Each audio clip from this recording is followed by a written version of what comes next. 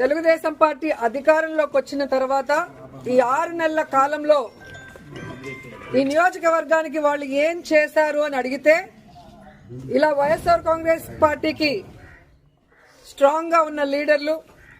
పేద ప్రజల కోసం పనిచేసే లీడర్ల ఇంటి ముందు గుమ్మాలు కొట్టడం, వాళ్ళ పొలాలకి అడ్డంగా గోడలు కట్టడం, అలాగే వాళ్ళ మీద తప్పుడు కేసులు పెట్టి పోలీసులతో వాళ్ళని బెదిరించడం, ఇలాంటి నీతిమాలిన చర్యలు చేస్తున్నారే తప్ప వాళ్ళు ఇచ్చిన సూపర్ 6 గాని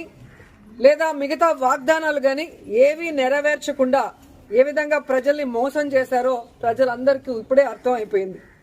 కానీ దురదృష్టం ఏంటంటే ఈ పంచాయతీలో తాగే నీళ్ల దగ్గర నుంచి